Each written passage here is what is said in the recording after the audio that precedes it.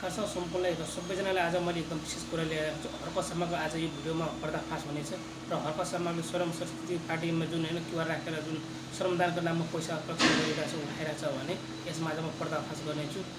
के छ भने सिधा मुद्दातिर जान्छु। के हो त हर्क शर्मालाई होइन महिनौ पछि दिनौ पछि करोडौँको पैसाहरू के नेपाली जनताहरू नेपाली श्रमदाताहरू विदेशमा गरेका तिनीहरू त्यस चन्दा कलेक्सन गरेर नेपाल पठाउँछ त हो त के त्यस्तो लाग्छ तपाईँलाई? त्यस्तो लाग्छ भने आज म तपाईँको भरम दूर गर्नेछु। सुन्नु होला।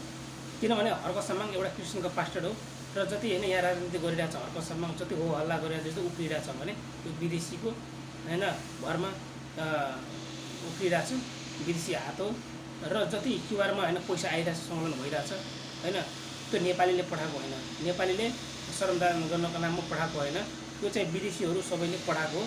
विदेशी क्रिस्चियनको हुन्छ नि नेसनली हुन्छ नि तिनीहरू पठाएको र हर्क शर्मालाई सहयोग गर्नको लागि र हर्क शर्मा चुनाव लड्नको लागि र हरेक कुराको लागि जुनले हुन्छ नि श्रमदान गरेर एउटा पुल बनाउँछ के पुलमा दार्जुला काङ्ग्रेस बनाउँछ नि त्यो मात्रै जनताहरूलाई छल्ने कुरा हो।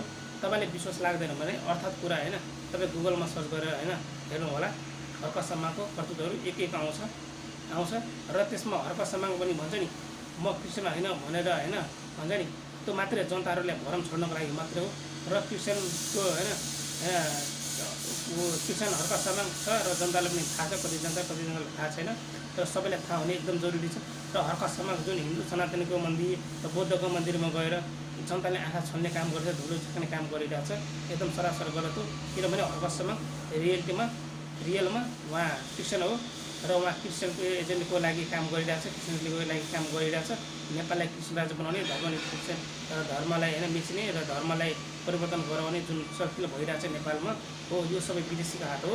र अहिले हर्क शर्मा सांसद लिएर हरेक कुरामा उफ्रिरहेछ। त्यो किन उफ्रिरहेछ भने कुनै विदेशीले उसलाई सपोर्ट गरिरहेछ। त्यही भएर हर्क शर्मा ठुला स्वरमा बोल्ने काम हर्क शर्माको त्यही हो। र हर्क शर्माको एजेन्ट भनेको क्रिस्चियन राज्य बनाउने र क्रिस्चियन होइन सबैलाई धर्म परिवर्तन गराएर क्रिस्चियन राज्य बनाउने भनेर हिन्दू धर्मलाई मिच्ने भनेको हर्क शर्माको एजेन्डा हो। तपाईँले विश्वास लाग्दैन भने हर्क शर्माको यो भिडियो हेर्नु होला।